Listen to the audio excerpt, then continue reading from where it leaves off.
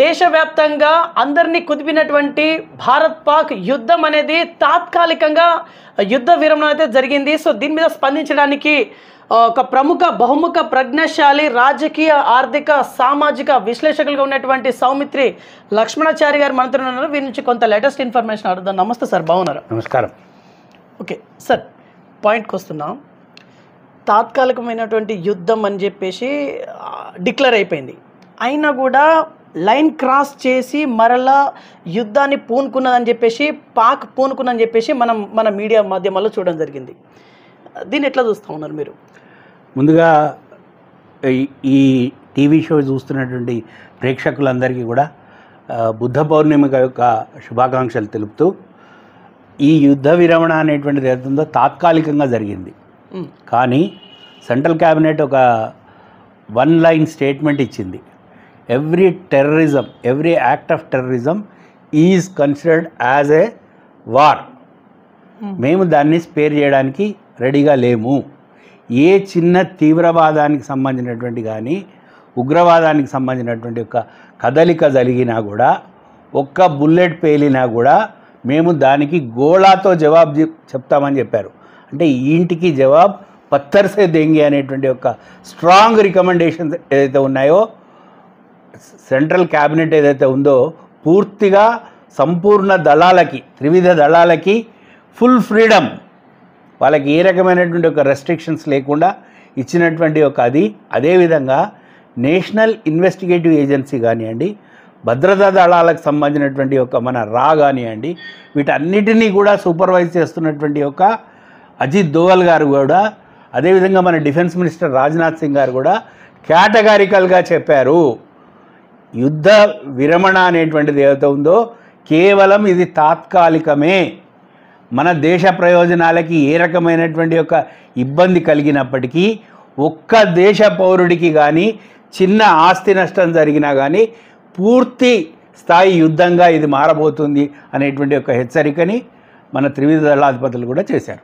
Okay, Brahma's క్షిపణి ప్రయోగించడం వల్ల పాక్ అనేది కాళ్ళ బేరానికి వచ్చిందని చెప్పేసి ఇక్కడ చర్చనీయాంశమైనటువంటి పరిస్థితి నిజమేనా? బ్రహ్మోస్ క్షిపణి దానివల్లనేనా? నాట్ ఓన్లీ బ్రహ్మోస్ క్షిపణి కాదు, మన భారతదేశంలో మన గోవా నుంచి ఉన్నటువంటి ఒక పారిక్కర్ గారు ఎవరైతే ఉన్నారో, ఆయన డిఫెన్స్ మినిస్టర్గా ఉన్నప్పటి నుంచే భారతదేశంలో ఇండిజీనియస్ టెక్నాలజీని, అంటే భారతదేశము ప్రపంచంలో ఏ దేశం మీద కూడా డిపెండ్ కాకుండా స్వతంత్రంగా స్వావలంబనతో మన దేశంలో మనకు సంబంధించినటువంటి ఒక ఇంజనీర్లు, మనకు సంబంధించిన సైంటిస్టులు, మనకు సంబంధించినటువంటి ఒక మేధావులు తయారు చేసేటువంటి ఒక ఇండిజీనియస్ వార్ వెపనరీ, యుద్ధానికి సంబంధించినటువంటి ఒక పూర్తి సన్నద్ధతని అప్పటి నుంచే మొదలుపెట్టారు. చాలామంది ఏమనుకుంటారంటే ఈ యుద్ధం లోపల రిటాలియేషన్ ఏదైతే ఉందో మిగతా దేశాల నుంచి వచ్చినటువంటి ఒక అస్త్రాలు కానివ్వండి, లేకపోతే శస్త్రాలు కానివ్వండి, ఆ దేశానికి సప్లై చేసినటువంటి వాటి గురించి అనుకుంటున్నారు. కాదు, పాక్ కానీ ప్రపంచంలో ఉన్నటువంటి ఒక ఈరోజు మిగతా న్యూక్లియర్ వెపన్స్ కలిగినటువంటి దేశాలు కూడా గడగడలాడుతున్నటువంటి పరిస్థితి కారణం ఏంటంటే ఇండియా తన యొక్క యుద్ధ నీతిని మార్చింది. ఏంటా యుద్ధ నీతి? మన దేశానికి సంబంధించినటువంటి ఒక స్వావలంబనతో, స్వదేశీ టెక్నాలజీతో మనం మన యొక్క యుద్ధ ట్యాంకులను కానీ, మన యొక్క ఏరోప్లేన్స్ని కానివ్వండి, లేకపోతే రాకెట్స్ కానివ్వండి, మిజైల్స్ కానివ్వండి, లేకపోతే మనకు సంబంధించినటువంటి ఒక నేవీ, అంటే ఎయిర్ ఫోర్స్లో, ఆర్మీలో, నేవీలో, త్రివిధ దళాల లోపల కూడా సశక్తమైనటువంటి ఒక మన దేశంలో తయారైనటువంటి ఒక టెక్నాలజీనే ఉపయోగిస్తున్నాం. Okay, right. ఇప్పుడు వారైతే తాత్కాలికంగా ఆగిపోయింది కదా. సో ఇరు వర్గాల అంటే మధ్యలో ఏదో అంటే మాట్లాడుకుంటారు, ఏదో డిమాండ్స్ పెడతారు, మాట్లాడుకుంటారు. వాటర్ సప్లై అనేది మరలా యథావిధిగా పోయే అవకాశం ఉందా? లేదు, ఇప్పుడు ఉన్నటువంటి పరిస్థితుల్లో అయితే లేదు. ఎందుకంటే ఇది కేవలము ఈ తాత్కాలికమైనటువంటి విరమణ. నాకున్నటువంటి అవగాహన ప్రకారంగా రాబోయేటువంటి ఒక 4 నెలలు కూడా చాలా గడ్డు కాలం. ఎట్టి పరిస్థితుల లోపల పాకిస్తాన్కి ఒక్క చుక్క నీరు కూడా సప్లై చేసేటువంటి ఒక అవకాశం లేదు. అయితే ఈ వార్ స్ట్రాటజీస్ లోపల ఒక్కొక్కసారి ఏం చేస్తారంటే సడన్గా కూడా నీళ్ళు వదులుతారు. మొన్న జీలం నదికి వరదలు వచ్చాయి.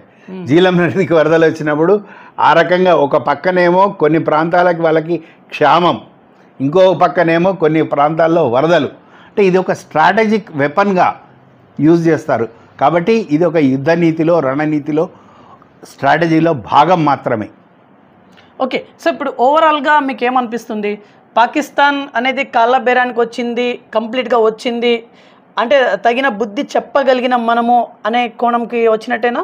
ఎస్, ఎందుకంటే పాకిస్తాన్కి ఇప్పుడు ఉన్నటువంటి పరిస్థితుల లోపల తినడానికి తిండి లేదు, తాగడానికి నీళ్లు లేవు. వాళ్ళ దగ్గర ఉన్నటువంటి పరిస్థితి, రాజకీయ అనిశ్చితి ఉంది. ఇది కాకుండా there is going to be A civil war.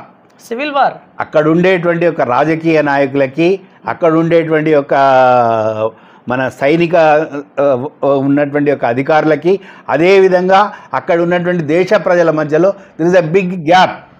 ఇది కాకుండా పాకిస్తాన్ని చుట్టుముట్టినటువంటి ఒక బలూచిస్తాన్కి సంబంధించినటువంటి కానివ్వండి, ఖైబర్ పఖ్తూన్కి సంబంధించినటువంటి కానివ్వండి, ఇంటర్నల్గా చాలా ప్రాబ్లమ్స్ ఉన్నాయి.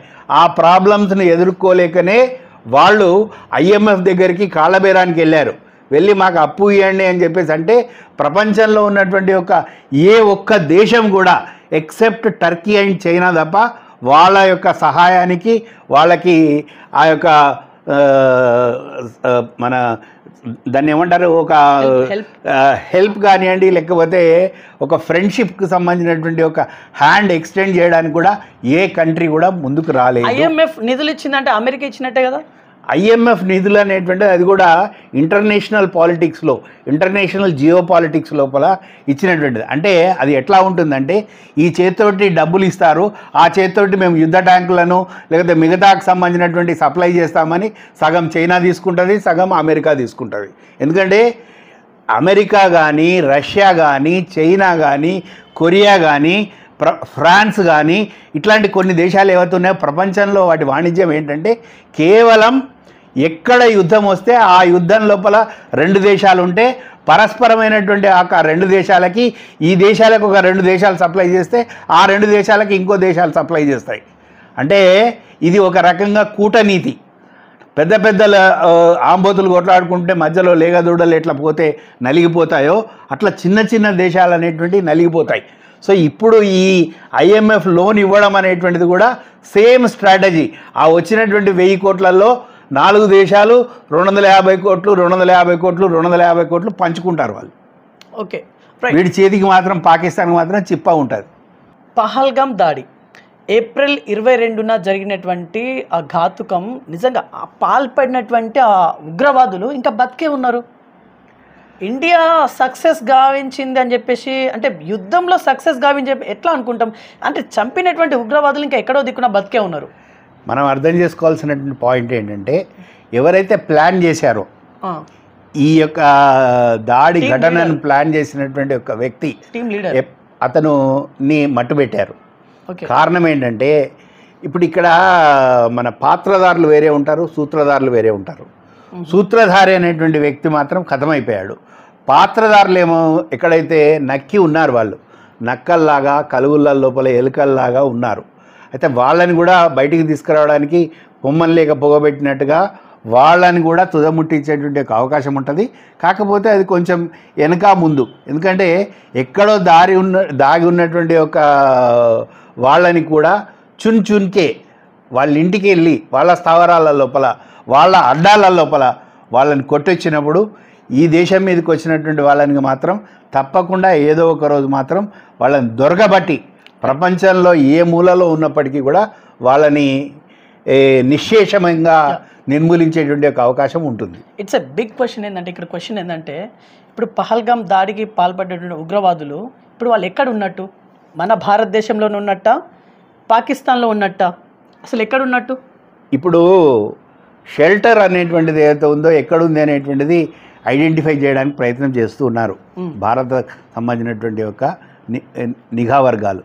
అయితే వాళ్ళు కాశ్మీర్లో ఉన్నారా, లేకపోతే సొరంగ మార్గాల ద్వారా పాకిస్తాన్కి వెళ్ళిపోయారా, లేదు ఇంకా చైనాకి వెళ్ళిపోయారా, ఆ మధ్యలో ఏదో శ్రీలంకకు కూడా పారిపోయారనేటువంటి ఒక ఊహాగానాలు లేదు మీడియాలో, సోషల్ మీడియా లోపల చక్కర్లు కొట్టినాయి. కానీ ఎక్కడున్నప్పటికీ కూడా తాత్కాలికంగా వాళ్ళు ఈరోజు శ్వాస తీసుకుంటున్నారేమో కానీ చాలా కొద్ది రోజుల లోపలనే వాళ్ళ యొక్క అంతం అనేటువంటిది జరగబోతుంది. సార్ మీరు ఇందులో ఒక మాట అన్నారు, చైనాకి పారిపోయారా అని చెప్పేసి. అంటే ఉగ్రవాదులను చైనా సపోర్ట్ చేస్తుందా? ఎస్, ఎందుకంటే పాకిస్తాన్కి ఇప్పుడు ఇంపార్టెంట్ థింగ్ ఏంటంటే చైనా యొక్క మిత్రత్వం. దేని గురించి చైనా యొక్క మిత్రత్వం అంటే వాళ్ళు ఏర్పాటు చేసినటువంటి ఒక కారిడార్, అంటే సిపెక్ ఏదైతే ఉందో అంటే పాకిస్తాన్కి సంబంధించినటువంటి ఒక చైనాకి సంబంధించినటువంటి ఒక ఎకనామిక్ కారిడార్ ఏదైతే ఉందో అది యూరోప్కి ఒక రకంగా రాచబాటేసారు. వెనకటి రోజులలో దాన్ని సిల్క్ రూట్ అనేటువంటి వాళ్ళు. సో దానిని వాళ్ళు ఎందుకు ఏర్పాటు చేస్తున్నారు? ఒక పక్కనేమో గోదావరికి సంబంధించినటువంటి ఒక పోర్ట్, ఇది కూడా చాలా ఇంపార్టెంట్కి సంబంధించినటువంటి ఒక, అంటే చైనాకి చుట్టుపక్కల ఉన్నటువంటి ఒక వివిధ దేశాలతో వాణిజ్యం చేయాలంటే వీలైనంత తక్కువగా రోడ్డు మార్గాన్ని ఉపయోగించుకునేటట్టుగా, ఎందుకంటే సముద్ర మార్గంలో కనుక వెళ్ళినట్టయితే చుట్టూ తిరిగి వెళ్ళాల్సిన పరిస్థితి ఉంటుంది. కాబట్టి ఈ రోడ్ కారిడార్ని ఏర్పాటు చేసుకోవడానికి ఆ పేరు మీద చైనాకు సంబంధించినటువంటి ఒక మిలిటరీకి సంబంధించినటువంటి వ్యక్తులే ఈరోజు పాకిస్తాన్లో కూడా ఉన్నారు. ఎందుకంటే మనకు అక్కడక్కడ దొరుకుతున్నటువంటి ఒక మన ఆనవాళ్ళు కానీ లేకపోతే మన శకలాలు కానీ అవన్నీ చూసినట్టయితే కొన్ని చైనా మేడ్కి సంబంధించినటువంటి ఒక, కొన్ని టర్కీ మేడ్కి సంబంధించినటువంటి ఒక అవి కూడా మనకు దొరుకుతున్నాయి. అంటే ఒక రకంగా పాకిస్తాన్ లోపల చైనా యొక్క ప్రచ్ఛన్నమైనటువంటి ఒక హస్తం ఉందనేటువంటిది తేట తెల్లమవుతుంది. రైట్ సార్, ఇప్పుడు మన జవాన్లు అయితే ఒక 5గురు వీర మరణం పొందారు. మీ స్పందన? మామూలుగా అయితే మన దేశం లోపల ఉండేటువంటి యొక్క ఏ సైనికుడు కూడా, అంటే మనం అంత పెద్ద అప్పుడు సర్జికల్ స్ట్రైక్స్ చేసినప్పటికీ మొన్న మనం 9 స్థావరాల మీద కూడా దాడి చేసినప్పటికీ కూడా మన వీర సైనికులు వెళ్ళి మళ్ళీ క్షేమంగా తిరిగి వచ్చారు. కానీ దురదృష్టవశాత్తు ఎప్పుడు కూడా పాకిస్తాన్ అనేటువంటిది ఏదైతే ఉందో స్ట్రైట్ వార్ చేయదు. అది ఎప్పుడు కూడా వెన్నుపోటు పొడిచేటువంటి ఒక అదే చేస్తుంది. సో కామన్ పీపుల్ని గురుద్వారాల మీద, పర్టికులర్గా పూంచ్ సరిహద్దుల లోపల జనావాసాల మీద, అక్కడ ఉండేటువంటి ఒక బార్డర్ సెక్యూరిటీ ఫోర్స్లో ఉన్నటువంటి ఒక వీర సైనికుల మీద వాళ్ళు జరిపినటువంటి ఒక దాడి ఏదైతే ఉందో, ఆ ముష్కరమైనటువంటి ఒక దాడి ఏదైతే ఉందో అది ఒక పిరికిపంద చర్య. అంటే వాళ్ళ ఇంటికి వచ్చి కొట్టిపోయినటువంటి వాడిని ఏమీ చేయలేక ఏదో ఒకటి పిచ్చోడి చేతిలో రాయి ఉంది కాబట్టి ఆ రాయిని విసిరేద్దామని ఈ రకమైనటువంటి ఒక మన వీర సైనికుల దుర్మరణం ఏదైతుందో అది చింతాకరం, బాధాకరం. కానీ వాళ్ళు ఈ దేశమాత గురించి సర్వస్వార్పణ చేసినటువంటి ఒక గొప్ప వీరులుగా కీర్తించబడతారు. ఓకే, ఇప్పుడు ఇలా థర్డ్ పార్టీ ఎంటర్ అయింది అనేదే పెద్ద బిగ్ చర్చ. లేదు థర్డ్ పార్టీ ఏం లేదు, మేమే చర్చించుకుంటా అని చెప్పేసి మోదీ అనడం జరిగింది. కానీ ప్రజల్లో ఒక డౌట్ అయితే ఉంది, అమెరికా ఇన్వాల్వ్మెంట్ అయింది, థర్డ్ పార్టీ ఇన్వాల్వ్మెంట్ ఎందుకు అయింది, అవసరమా అనే క్వశ్చన్స్ కూడా వస్తున్నటువంటి నేపథ్యం. ఏం చెప్తారు?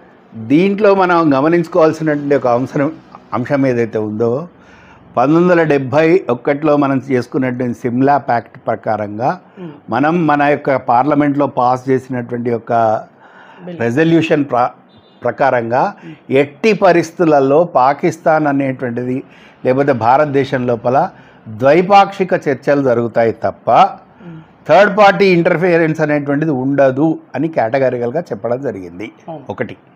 రెండోది అయితే ఉందో కాశ్మీర్ ఏదైతే ఉందో భారతదేశం యొక్క పూర్తి సర్వసత్తాకమైనటువంటి యొక్క భూభాగము. It is a integral part of Bharat. అందుగురించే మనం 370 ఆర్టికల్ని రిమూవ్ చేసిన తర్వాత ప్రశాంతంగా అక్కడ ఎన్నికలు జరిపి ఒక డెమోక్రటిక్ వే లోపల మనం ఏర్పాటు చేసినటువంటి ప్రభుత్వము అక్కడ నడుస్తున్నటువంటి సమయంలో అంతా ప్రశాంతంగా ఉన్నటువంటి ఒక సమయంలో కావాలని చిచ్చుపెట్టడానికి ఒక ఇంటర్నేషనల్ స్ట్రాటజీలో భాగంగా జరిపినటువంటి ఒక దుశ్చర్య అది. కాబట్టి దాన్ని మనము ఇంకొక దేశం ఇంటర్ఫియర్ అయింది లేకపోతే ఇంకేదో యూరోపియన్ యూనియన్ ఇంటర్ఫియర్ అయింది అనేటువంటిది తప్పు. కేటగారికల్గా మన దేశానికి సంబంధించినటువంటి ఒక ప్రధానమంత్రి, త్రివిధ దళాలు, అదేవిధంగా మనకు సంబంధించినటువంటి ఒక డిఫెన్స్ మినిస్టర్ కూడా క్లియర్గా ఈరోజు కూడా చెప్తున్న విషయం ఏంటంటే there will not be any third party interference. Okay sir, ఇప్పుడు వార్ ఆగింది, తాత్కాలికంగా ఆగింది. ఎవరి వల్ల ఆగింది? ట్రంప్ వల్ల ఆగింది అనేది పెద్ద చర్చ. నిజంగా ట్రంప్ వల్ల ఆగిందా? ట్రంప్ అనేటువంటి వ్యక్తి ఆయనే అంటే ప్రపంచంలో అమెరికా ఏమనుకుంటుందంటే మేము మొత్తం ప్రపంచానికే ఒక పెద్దన్న లాంటి వాళ్ళం, మా చేతిలో లాఠీ ఉంది, మేము ప్రపంచానికే పోలీసింగ్ చేస్తామని అనుకుంటారు. కానీ అక్కడ ఉన్నటువంటి వ్యక్తికి తెలియాల్సిన అవసరం ఏదైతే ఉందో ఇది మోడీ గారి యొక్క ప్రభుత్వం.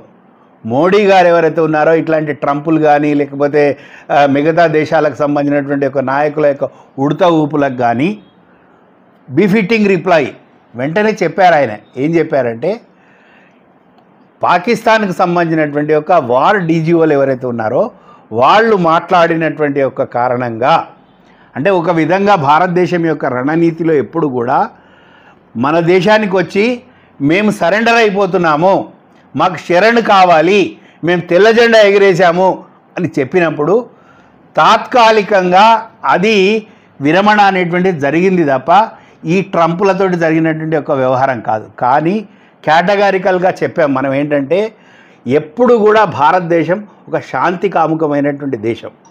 కానీ ఒకవేళ ఏ రకమైనటువంటి మళ్ళీ దుశ్చర్యలకు కానీ దుశ్చర్యలకు కనుక పాల్పడితే వాళ్ళకి కావాల్సినటువంటి ఒక బీఫిట్టింగ్ రిప్లై ఇవ్వడానికి భారతదేశం యొక్క త్రివిధ దళాలు రెడీగా ఉన్నాయి.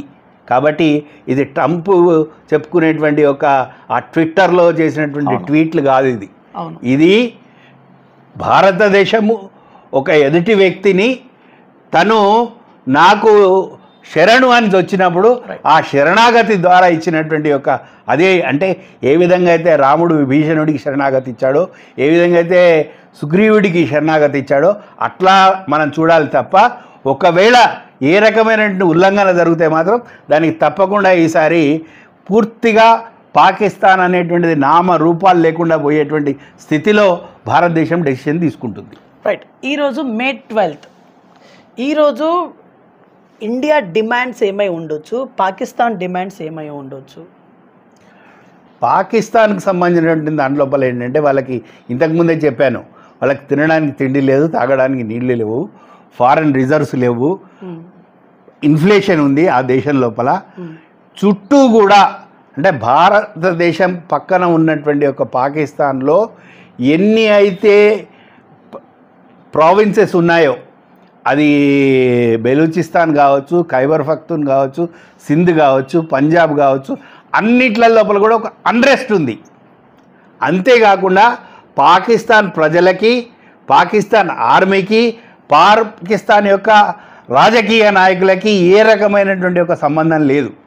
ఎందుకంటే పాకిస్తాన్లో వివిధ స్థాయిల్లో పనిచేసినటువంటి ఒక హెల్మ్ ఆఫ్ అఫైర్స్లో పనిచేసినటువంటి ఒక ఆ దేశానికి సంబంధించినటువంటి ఒక ఆర్మీ, నేవీ, ఒక ఎయిర్ ఫోర్స్ యొక్క చీఫ్స్ కానీ, లేదు పాకిస్తాన్ ప్రధానమంత్రులుగా లేకపోతే రాష్ట్రపతులుగా చేసినటువంటి ఒక వాళ్ళందరూ బయటి దేశాల్లో ఇస్తున్నటువంటి ఇంటర్వ్యూలలో క్లియర్ కట్గా చెప్తున్నారు, పాకిస్తాన్ అనేటువంటిది ఒకవేళ యుద్ధం కనుక చేస్తే వితిన్ 1 వీక్ నామరూపాలు లేకుండా పోతుందని చెప్పేసి మనం చెప్పడం కాదు, వాళ్ళే చెప్తున్నారు. ఇది అక్కడ ఉన్నటువంటి వస్తుస్థితి. భారతదేశంకి వచ్చేవరకల్లా ఏంటంటే ప్రపంచంలోనే మొన్న మనం జపాన్ని కూడా దాటేసి 4వ ఇంటర్నేషనల్ లెవెల్ లోపల బిగ్గెస్ట్ ఎకానమీగా మనం రూపుదిద్దుకున్నాం. అంటే అర్థం ఏంటి? ప్రపంచం లోపల ఒక స్వయం శక్తమైనటువంటి ఒక స్వయం సమృద్ధి సాధించినటువంటి ఒక స్వావలంబన సాధించినటువంటి ఒక ఆర్థిక శక్తిగా, కేవలం ఆర్థిక శక్తిగానే కాదు ప్రపంచానికి ఒక పెద్దన్నలాగా. అంటే ఇప్పుడు మన ఇది మనకు వైరస్ వచ్చింది, వైరస్ వస్తే కోవిడ్ వస్తే ప్రపంచ దేశాలన్నిటికీ కూడా అమెరికా లాంటి దేశాలు, జర్మనీ లాంటి దేశాలు, ఫ్రాన్స్ లాంటి దేశాలు వాళ్ళ వ్యాక్సిన్ని పైసలకు అమ్ముకున్నారు. భారతదేశం ఫ్రీగా థర్డ్ వరల్డ్ కంట్రీస్కి, అంటే ఎవరికైతే దానిని కొనుక్కునేటువంటి ఒక కెపాసిటీ, ఆర్థిక స్తోమత లేదో వాళ్ళందరికీ కూడా మనం ఫ్రీగా సప్లై చేశాం. అంటే భారతదేశం ఎప్పుడు కూడా ప్రపంచ మానవాళికి ఇస్తున్నటువంటి సందేశం ఒకటే, విశ్వమానవ కళ్యాణం, విశ్వమానవ సౌభ్రాతృత్వం జరగాలి, విశ్వంలో ఎక్కడైనా కూడా శాంతి సుస్థిరత నెలకొల్పబడాలి. శాంతి సుస్థిరత ఉంటేనే సౌభాగ్యం అనేటువంటిది, అభివృద్ధి అనేటువంటిది ప్రపంచ దేశాల్లో ఉండేటువంటి ఒక మానవాళికి అందరికీ కూడా ఒక రకమైనటువంటి ఒక మంచి జరుగుతుంది అనేటువంటిది భారతదేశం యొక్క మొదటి నుంచి వస్తున్నటువంటి ఒక అది మన యొక్క దేశానికి సంబంధించినటువంటి ఒక గొప్పతనం అది. ఓకే సార్, ఇప్పుడు పాక్ ఏమో అంటే 1 వీక్లో వితిన్ 1 వీక్లో నీలమట్టం చేయొచ్చు భారత సైన్యం అట్లా ఉందని చెప్పేసి మీరు అంటున్నారు. కానీ కాల్పుల విరమణ అయినప్పటికీ పాక్ అక్కడక్కడ కాల్పులు కూడా చేసింది. దేన్ని చూసుకొని చేసింది? పూంచ్ సరిహద్దులలో అంటే ఇక్కడ ఒక విషయాన్ని మనం అర్థం చేసుకోవాల్సిన పాయింట్ ఏంటంటే, హెల్మ్ ఆఫ్ అఫైర్స్లో ఉండేటువంటి ఒక అంటే అది పాకిస్తాన్కి సంబంధించినటువంటి ఆర్మీకి సంబంధించినటువంటి ఒక లేకపోతే నేవీకి సంబంధించిన ఎయిర్ ఫోర్స్కి సంబంధించినటువంటి ఉన్నత స్థాయి అధికారులకి తర్వాత ఫీల్డ్ మీద ఉండేటువంటి అధికారులకి మధ్యలో సమన్వయ లోపం కారణంగా వాళ్ళేమో అక్కడ పైన కాల్పుల విరమణ అని చెప్పేసి చెప్పారు. కానీ కింది స్థాయి లోపల ఉన్నటువంటి అధికారులకి అది పూర్తిగా సమాచారం అందని కారణంగా వాళ్ళ యొక్క ఇంతకుముందు ఇచ్చినటువంటి ఇన్స్ట్రక్షన్స్ ప్రకారంగా ఆ పూంచ్ సరిహద్దులలో వాళ్ళు కాల్పులు జరిపారు.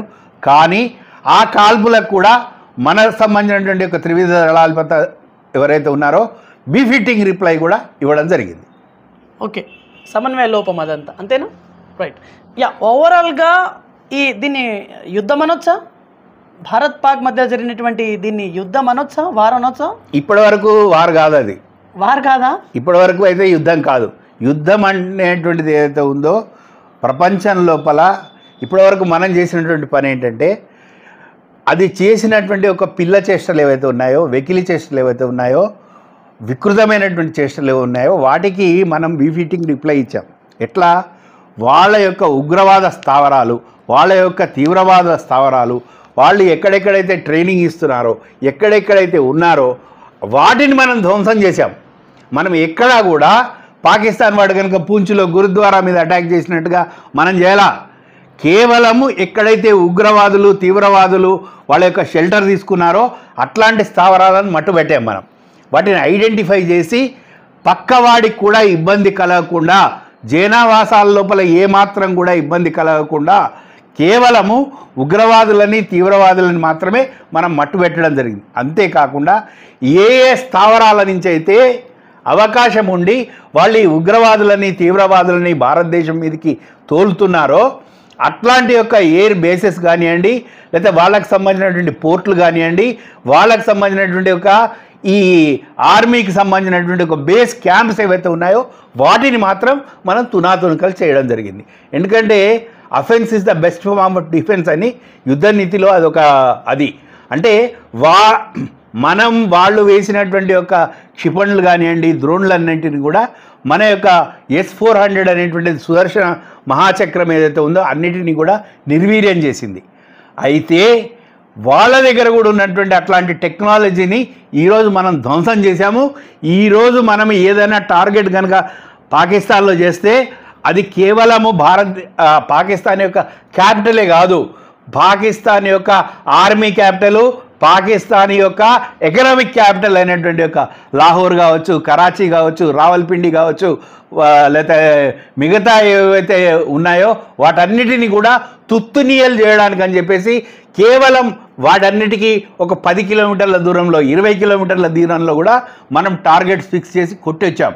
అంటే వాళ్ళకి ఇచ్చినటువంటి హెచ్చరిక ఏంటంటే, మీరు ఇంకా దుందుడుకు చర్యలకు పాల్పడితే మీరు ఏవైతే మీ ఇంపార్టెంట్ ప్లేసెస్ అనుకుంటున్నారో వాటిని కూడా తుత్తునీయలు చేయబోతున్నాం అనేటువంటి ఒక హెచ్చరిక మన త్రివిధ దళాధిపతులు చేశారు. ఓకే, ఆపరేషన్ సింధూర్ కంప్లీట్గా అయితే క్లోజ్ అవ్వలేదు, ఇంకా కంటిన్యూషన్లో ప్రాసెస్లో ఉంది అంతేనా? Yes, it is in continuous process. తాత్కాలికంగా అది కేవలము అంటే ఒక రకంగా చెప్పాలంటే న్యూక్లియర్ వెపన్స్ అనేటువంటివి ఉపయోగిస్తుందా పాకిస్తాన్ అనేటువంటి ఒక ఆలోచన చాలామందికి ఉండే. ఆ న్యూక్లియర్ వెపన్స్ని కూడా నిర్వీర్యం చేయడానికి కావాల్సినటువంటి ఒక కింది గ్రౌండ్కి సంబంధించినటువంటి యొక్క వాటన్నిటిని కూడా భారతదేశము నిర్వీర్యం చేసింది, చేస్తుంది. ఒకవేళ అట్లాంటి దుస్సాహస చర్యకు పాల్పడితే కూడా దానికంటే ముందే మనకు ఒక పాలసీ ఉంది. ఏంటి ఆ పాలసీ అంటే, వాడు అణ్వాయుధాలు వేస్తేనే మనం అణ్వాయుధాలు వేయాలనేటువంటి ఒక పాలసీలో వాజ్పేయి గారి సమయం లోపల జరిగినటువంటి ఉడంబడిక. కానీ మన ఇప్పుడున్నటువంటి ఒక ప్రభుత్వం ఏదైతుందో అవసరమైతే ముందుగానే అణ్వాస్త్రాలను ప్రయోగించి పాకిస్తాన్ని నామరూపాలు లేకుండా తుత్తినియలు చేసేటువంటి ఒక అది ఉంది కాబట్టే వాడు కాలబేరానికి వచ్చాడు, సరెండర్ అయ్యాడు. రైట్ సార్, ఇక్కడ పహల్గం దాడి ఉంది కదా, ఏప్రిల్ 22 జరిగింది కదా, అక్కడ హిందువులా కాదా, ముస్లిం అయితే వద్దు, హిందువులైతే ఎస్ చంపాల్సిందే అనే ఉద్దేశంతో పక్కా హిందువులనే టార్గెట్ చేసిందంటే దీని వెనుకల అసలు ఏముందని మీరు అనుకుంటున్నారు? ఇప్పుడు అది మనకు చెప్పాల్సినటువంటి అవసరం లేదు. ఎందుకంటే అక్కడ ఉన్నటువంటి ఒక స్త్రీ తన భర్తని చంపితే నన్ను కూడా చంపమని అడిగింది. అవునవును. లేదు, ఒక హానీమూన్కి వెళ్ళినటువంటి జంట పక్కనటువంటి వ్యక్తిని చంపారు. ప్యాంట్ జిప్పులు చూసి కల్మా చదవమని చెప్పేసి చంపారంటేనే మనకు అర్థమవుతుంది. అంటే తీవ్రవాదానికి ఉగ్రవాదానికి ఏదైతే ఉందో దానికి ఒక జాతి రీతి ఉంటుందని చెప్పేసి నేను అనుకోవట్లే. కానీ పాకిస్తాన్ యొక్క బుద్ధి ఏదైతే ఉందో అది వంకర బుద్ధి. కాబట్టి it is a clear demarcation. అది హిందువుల మీద దాడి, దాంట్లో there is no doubt in it. అయితే నేను అనేటువంటి ఒక హిందుత్వం యొక్క నిర్వచనం ఏంటంటే హిందుస్థాన్లో నివసించే వాళ్ళందరూ కూడా, హిందూ దేశంలో నిర్వహించేటువంటి వాళ్ళందరూ కూడా భారతదేశంలో నివసిస్తున్నటువంటి వాళ్ళు ఎట్లయితే భారతీయులో, అట్లాగే హిందుస్థాన్లో ఉండేటువంటి వాళ్ళు కూడా అందరూ కూడా హిందువులే. కాబట్టి అక్కడ మనము సాంప్రదాయాన్నో లేకపోతే అక్కడ ఉన్నటువంటి ఒక మతాన్నో గురించి చూడకుండా దేశానికి సంబంధించినటువంటి ఒక మీద జరిగినటువంటి ఒక దాడి, పౌరుల మీద జరిగినటువంటి దాడి. కాబట్టి మనం అందరం కూడా కలిసికట్టుగా ఈ సమయం లోపల మన యొక్క ఐక్యతని చాటుతూ వాళ్ళకు కావాల్సినటువంటి ఒక బీఫిట్టింగ్ రిప్లై, మూతోడ్ జవాబు ఏదైతే ఉందో మనం ఇవ్వడానికి కూడా సరిగా ఉన్నాము. భారతదేశంలో ఉన్నటువంటి ఒక ప్రజలందరూ కూడా ఈ విషయాన్ని అర్థం చేసుకోవాలి. సమిష్టిగా మనమందరం కూడా హమ్ సబ్ ఏక్ హై అనేటువంటి ఒక భావనని, సమిష్టిగా మన సమైక్యతకు సంబంధించినటువంటి భావాన్ని కూడా చాటి చెప్పాల్సినటువంటి ఒక అవసరం ఉంది. రైట్ సార్, యాక్చువల్లీ మన మైనస్ ఏంటిది?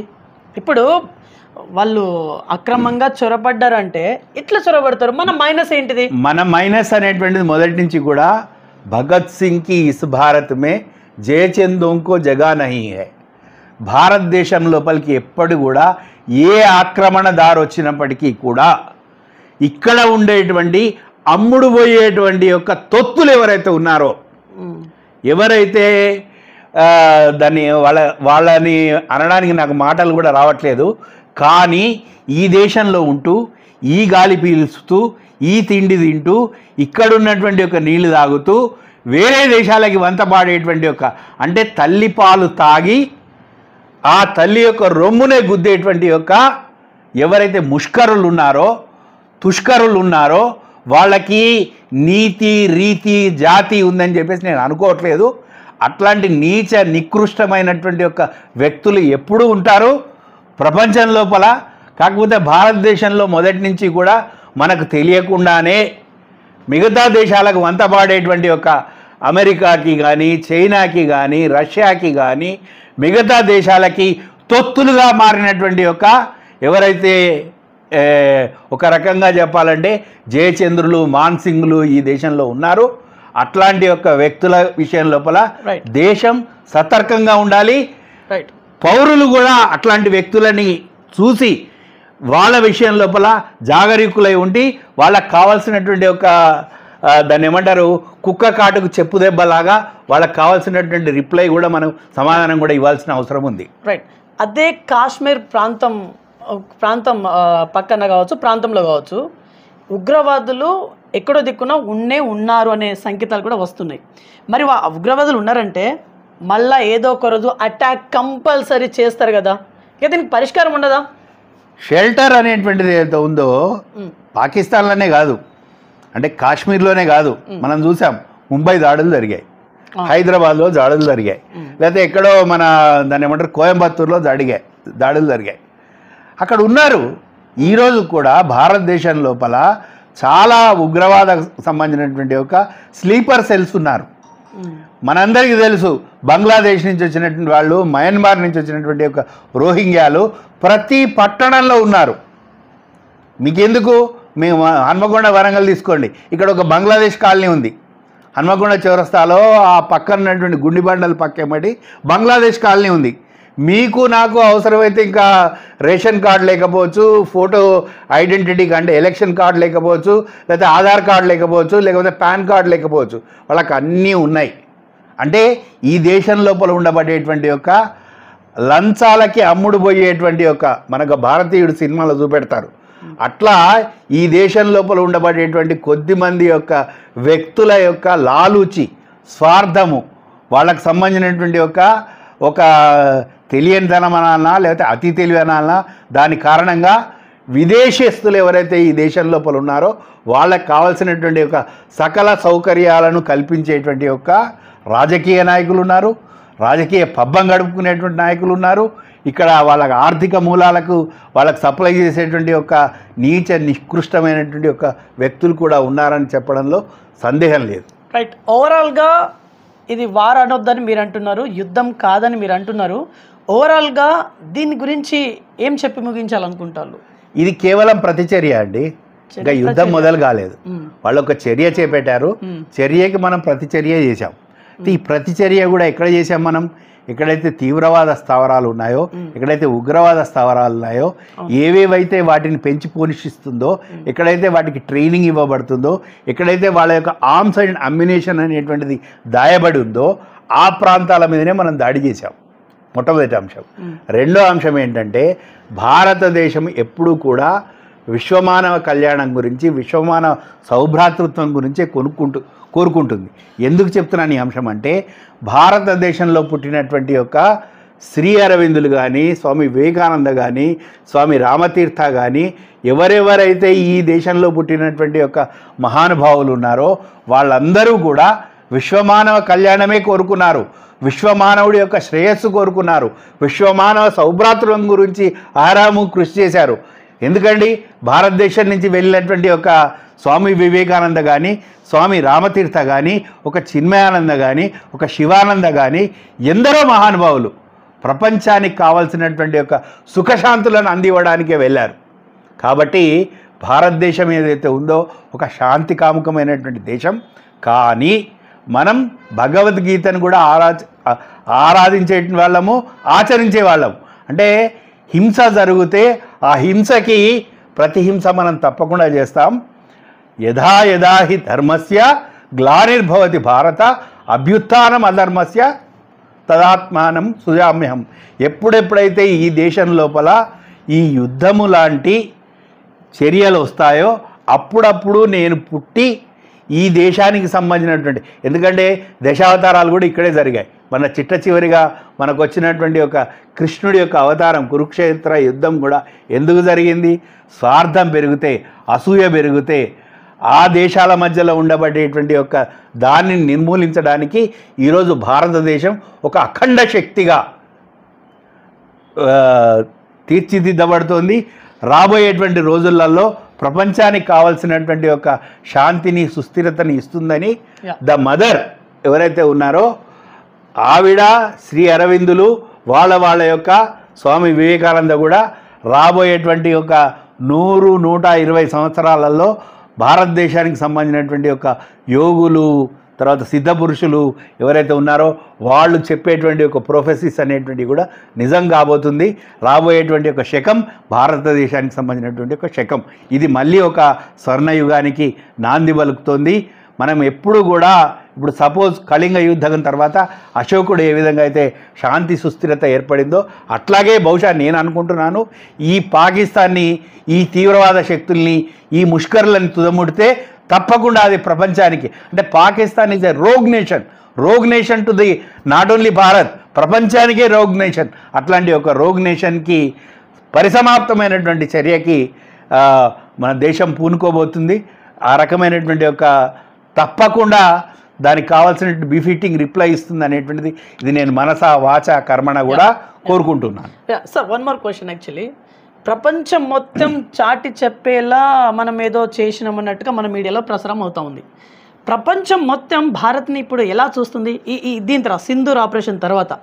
దీనికి మొట్టమొదటి యొక్క నాంది ఎక్కడ పలికిందండి అంటే ప్రపంచంలో ఉండేటువంటి యొక్క అమెరికా కానీ, ఇంగ్లాండ్ కానీ, రష్యా కానీ, జర్మనీ కానీ, ఫ్రాన్స్ కానీ మిగతా దేశాలు ఏమనుకుంటాయట అంటే వాళ్ళకి సంబంధించిన కేజీబీలు, వాళ్ళకి సంబంధించినటువంటి యొక్క సిఐఏలు ఇట్లాంటివి ఉన్నాయి కదా, వాటి క్రెడిబిలిటీ ఏమనుకుంటారట అంటే భారతదేశం లోపల బెడ్రూమ్లో భార్యాభర్తలు గుసగుసలు ఆడుకుంటే అవి కూడా మాకు తెలుస్తాయి అని అనుకున్నటువంటి సమయంలో ఇక్కడ ఒక ముగ్గురు వ్యక్తులు, ముగ్గురు బ్రహ్మచారులే, అటల్ బిహారీ వాజ్పేయి గారు, అబ్దుల్ కలాం గారు, అదేవిధంగా జార్జ్ ఫెర్నాండెజ్, రామ్ రహీం, రాబర్ట్, అదేవిధంగా వాళ్ళని మనం చెప్తాం కదా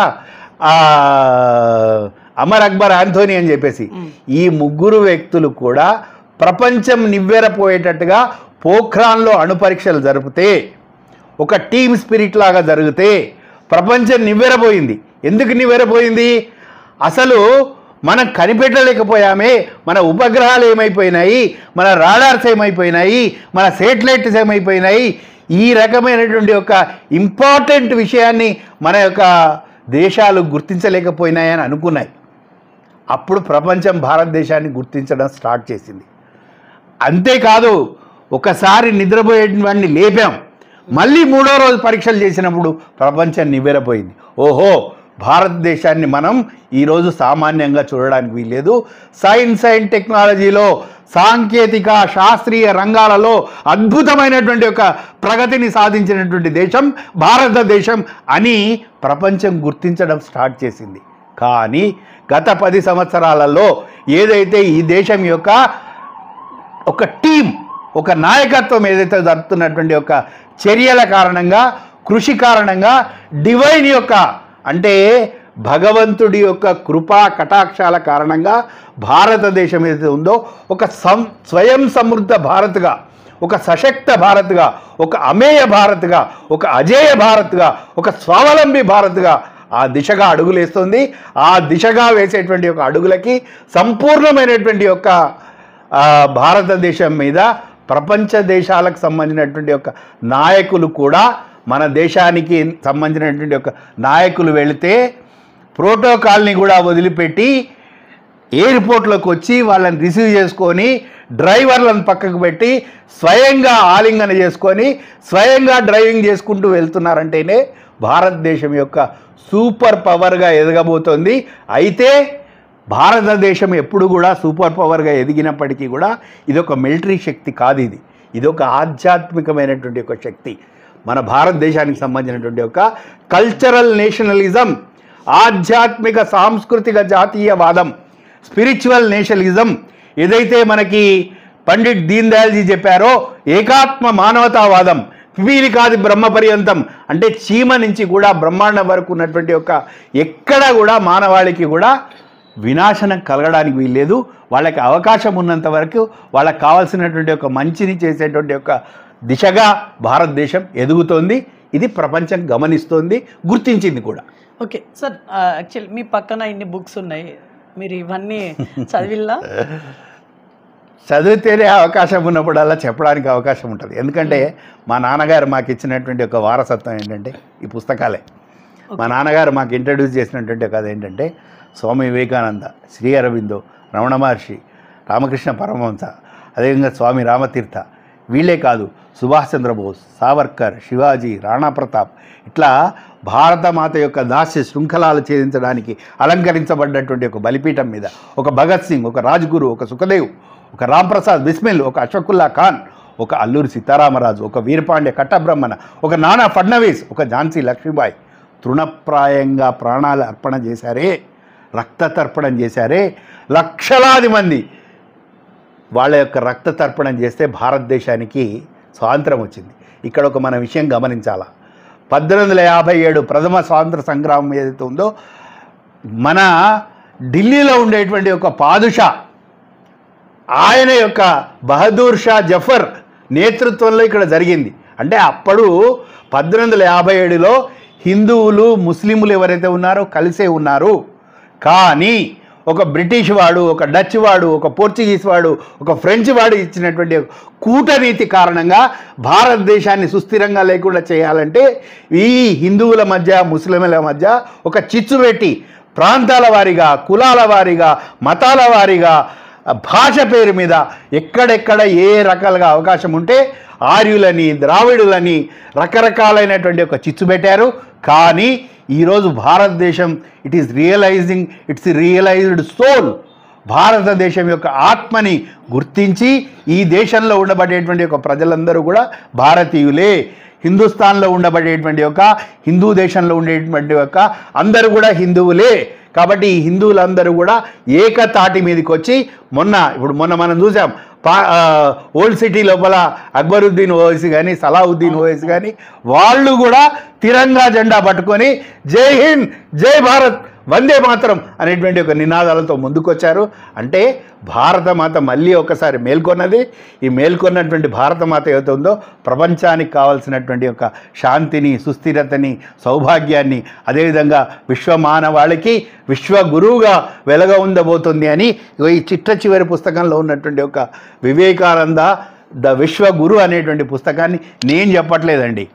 అమెరికాలో ఉండబడేటువంటి ఒక, ఇంగ్లాండ్లో ఉండబడేటువంటి ఒక ఆక్స్ఫర్డ్ విశ్వవిద్యాలయము, కేంబ్రిడ్జ్ విశ్వవిద్యాలయం, హార్వర్డ్లో యూనివర్సిటీలో ఉన్నటువంటి ఒక కంపారిటివ్ రిలీజియన్స్ ఉన్నటువంటి ఒక ప్రొఫెసర్స్ చెప్తున్నారు. వాళ్ళు రాసినటువంటి ఒక పుస్తకాలు ఇవి. కాబట్టి భారతదేశం లోపల మనం ఎప్పుడూ కూడా విజ్ఞానాన్ని సముపార్జన చేసుకోవడం, జ్ఞానాన్ని సముపార్జన చేసుకోవడం, ఈ జ్ఞానము విజ్ఞానము కూడా ప్రపంచ శాంతి గురించే, ప్రపంచ మానవాళి గురించే, విశ్వమానవ కళ్యాణానికి, విశ్వమానవ శ్రేయస్సుకు, విశ్వమానవ సౌభ్రాతృత్వానికి ఉపయోగిస్తామనే మన వేదాలు కానీ, మన యొక్క వేదాంగాలు కానీ, మన యొక్క రామాయణం, భారతం, భాగవతం, భగవద్గీత ఏదైనప్పటికీ కూడా మన యొక్క అష్టాదశ పురాణాలు, అష్టాదశ కావ్యాలు కూడా విశ్వమానవ కళ్యాణం గురించి మాత్రమే. రైట్ సార్, ఇప్పుడు ఓవరాల్గా భారత్ పాక్ మధ్య జరిగినటువంటి ఈ తతంగం మొత్తం మీద మనం ఏం సాధించుకోగలిగినాం, మనం ఏం గమనించుకోగలిగినాం, మనకి ప్లస్సా మైనసా, అసలు ఏం జరిగింది మనకు కంప్లీట్గా ప్లస్ అయ్యండి. ఎందుకంటే కంప్లీట్ ప్లస్సే, దీంట్లో అంతా సకారాత్మకమే. ఎందుకు చెప్తున్నాను ఈ అంశం అంటే,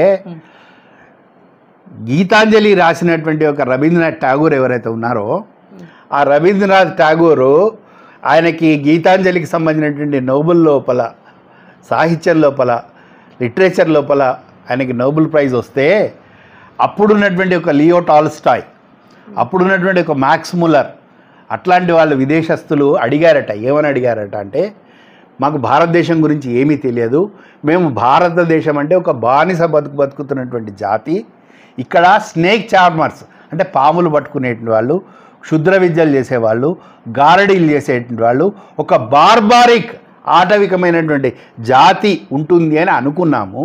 కానీ మా అంచనాలు తప్పైనాయి. ఎందుకంటే where the mind is without fear అనేటువంటి ఒరిజినల్ థాట్ని రవీంద్రనాథ్ ఠాగూర్ ఇచ్చారో, అప్పుడు రవీంద్రనాథ్ ఠాగూర్ని అడుగుతారు వాళ్ళు, we doesn't know anything about India, భారతదేశం గురించి మాకు ఏమీ తెలియదు అని చెప్పినప్పుడు రవీంద్రనాథ్ ఠాగూర్ ఇచ్చిన స్టేట్మెంట్ అంటే, if you want to know about India read Vivekananda, in him everything is positive, nothing is negative అని చెప్పాడు. దానినే స్వామి వివేకానంద 11 సెప్టెంబర్ 1893లో విశ్వమత మహాసభలలో భారతదేశం యొక్క ఆకాశాత్ పతితం తోయం యథాగచ్చతి సాగరం సర్వదేవ నమస్కారం కేశవం ప్రతిగచ్చతి అని భారతదేశం లోపల ఉండేటువంటి యొక్క మతాలే కాదు, ప్రపంచంలో ఉండేటువంటి యొక్క అన్ని మతాలు కూడా ఒకటే, సత్యం ఒకటే, ట్రుత్ ఒకటే. దానిని సాధించుకోవడానికే మనం విశ్వమానవ కళ్యాణం వైపు అడుగులు వేయాలని చెప్పేసి భారతదేశం కోరుకుంటుంది. ఈ భారతదేశం మళ్ళీ ఒకసారి విశ్వగురువుగా మారబోతుంది. విశ్వగురువుగా మారిన తర్వాత ప్రపంచానికి కావాల్సినటువంటి ఒక సుభిక్షంగా, ప్రపంచానికి కావాల్సినటువంటి ఒక ఏ రకమైనటువంటి ఒక దాన్ని ఈరోజు మనం చూస్తున్నాం. ఇస్కాన్ లాంటి సంస్థలు కానివ్వండి, ప్రపంచంలో ఎన్నో రామకృష్ణ మిషన్ కానివ్వండి, రామకృష్ణ మఠ్ కానివ్వండి, వివేకానంద కేంద్ర కానివ్వండి, శివానంద ఆశ్రమం కానివ్వండి, ప్రపంచానికి yoga, meditation, pranayama, Ayurveda, music, Sanskrit ఇవన్నీ కూడా చెప్తున్నారు. మన దేశం కంటే కూడా మిగతా దేశాలలో ఉత్సుకతతో వాళ్ళ విశ్వవిద్యాలయాల్లో భారతదేశం యొక్క సంస్కృతి, వాంగ్మయము వీటన్నిటిని కూడా అక్కడ చదువుతున్నారు. మన దేశం కంటే కూడా మన యొక్క కళల్ని, అంటే మన చతుషష్ఠి కళల్ని కూడా ఆ దేశాల లోపల దాటిని పరిడవిల్లింపజేసుకుంటున్నారు. అంటే ఇది నిజంగా కూడా ప్రపంచం లోపల భారతదేశం అనేది ఉందో ఒక సూపర్ పవర్గా, అంటే ఒక ఆధ్యాత్మికమైనటువంటి ఒక శక్తిగా ఎదగబోతుంది అనే దానికి సంకేతం. సార్, ఓవరాల్గా మన భారతీయులు ఏం నేర్చుకున్నారు ఈ యుద్ధం తర్వాత? మన భారతీయులు ఏం నేర్చుకున్నారు, దీన్ని కన్క్లూడ్ చేయండి.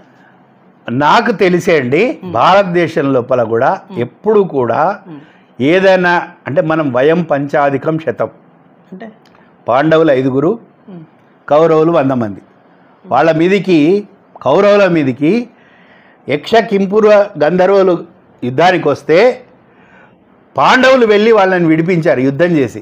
అప్పుడు చెప్పారు, మేము 105, మేము 5 కాదు. అంటే భారతదేశం లోపల కూడా ఇప్పుడు ఉన్నటువంటి యొక్క 100 కోట్ల మంది ఎవరైతే ఉన్నారో వీళ్ళందరూ కూడా భారతీయులే. ఎక్కడెక్కడో చిన్న సంబంధించినటువంటి కొద్దిమంది దాన్ని ఏమంటారంటే మిగతా దేశాలకు అమ్ముడు పోయే వ్యక్తులు ఉన్నప్పటికీ కూడా ఈరోజు భారతదేశంలో ఒక గొప్ప చైతన్యం, ఒక గొప్ప సాంస్కృతిక వారసత్వం పట్ల గొప్పనైనటువంటి ఒక యూనిటీ, మన దేశాన్ని కాపాడుకోవాలి, మన దేశం లోపల ఉండేటువంటి ఒక ప్రజలను కాపాడుకోవాలి, మన దేశానికి సంబంధించినటువంటి ఒక రాజకీయ నాయకత్వానికి కావాల్సినటువంటి ఒక సుస్థిరమైనటువంటి ఒక సలహాలు, సంప్రదింపులు కూడా చేయాలన్నారు. ఎందుకు చెప్తున్నాను ఈ అంశం అంటే, మనము పక్కన ఉన్నటువంటి ఒక దేశం మీద సర్జికల్ స్ట్రైక్ చేస్తే అది జరిగిందా అని అప్పుడు ఉన్నటువంటి ప్రతిపక్ష నాయకుడు అడిగాడు. కానీ ఈరోజు ఆ ప్రతిపక్షం కూడా అన్కండిషనల్గా భారతదేశానికి సంబంధించినటువంటి ఒక ఈ దేశంలో ఉండేటువంటి ఒక ఎక్కడో కొద్దిమంది కుక్కమూతి పిందెలు ఉంటాయి, వాళ్ళని పక్కకు పెట్టండి. ఎందుకంటే వాడి బుద్ధే వంకర బుద్ధి. అట్లాంటి వాళ్ళు తప్పితే మిగతా దేశంలో ఉన్నటువంటి ఒక అందరూ కూడా కాశ్మీర్ నుంచి కన్యాకుమారి వరకు, అటక్ నుంచి కటక్ వరకు, 7 సిస్టర్స్లో ఉన్నటువంటి ఒక వ్యక్తులు కూడా అందరూ కూడా ఏకోన్ముఖంగా, ఏకకంఠంగా మన ఆర్మీని, మన యొక్క త్రివిధ దళాలని, మన నేవీని, ఎయిర్ ఫోర్స్ని స్ట్రెంగ్తెన్ చేయడానికి. ఎందుకంటే భారతదేశం యొక్క ఆర్మీలో అన్ని దేశాల, అన్ని ప్రాంతాల నుంచి, అన్ని రాష్ట్రాల నుంచి కూడా మనకున్నటువంటి ఒక రెజిమెంట్ చూసుకుంటే అది ద్రవిడ రెజిమెంటా, మద్రాసీ రెజిమెంటా, లేకపోతే గోర్ఖా రెజిమెంటా, సిక్ రెజిమెంటా అనేటువంటి ఒక తేడా లేకుండా అందరూ కూడా ఒక బార్డర్ సెక్యూరిటీ ఫోర్స్ కానివ్వండి, మిగతా చోట్ల కూడా ఏకకంఠంతో, ఏకముక్తంతో, మళ్ళీ నిన్నగాక మొన్న మనం చూసాం మురళీ నాయక్ యొక్క సంబంధించినటువంటి ఒక బలిదానం ఏదైతే ఉందో దానికి లక్షలాది మంది వచ్చి శ్రద్ధాంజలి ఘటించారు. ఆ జోష్ ఏదైతే ఉందో ఈరోజు అగ్నివీర్ అనేటువంటి ఒక పథకాన్ని ప్రవేశపెట్టిన తర్వాత భారతదేశం లోపల సశక్తమైనటువంటి యొక్క, అంటే భారతదేశం యొక్క శౌర్య ప్రతాపాలని, పరాక్రమాన్ని పరిచయం చేసేటువంటి ఒక యువత ఎవరైతే ఉన్నారో ఈరోజు 22 సంవత్సరాల నుంచి 35 సంవత్సరాల మధ్యలో ఉన్నటువంటి ఒక దేశం భారతదేశం. ప్రపంచంలో ఏ దేశానికి కూడా ఈ రకమైన యువశక్తి లేదు. చిన్న పిల్లవాడిని ఇంటర్వ్యూ చేస్తే ఆ పిల్లవాడి యొక్క ఇంటర్వ్యూ ఈరోజు వైరల్ అవుతుంది. ఆ పిల్లవాడు చెప్పాడు, భారతదేశం చేసినటువంటి యుద్ధానికి సంబంధించినటువంటి ప్రతి చిన్న ఇంట్రిన్సిక్ పాయింట్స్ని కూడా ఎలాబొరేట్ చేసి చెప్పాడు.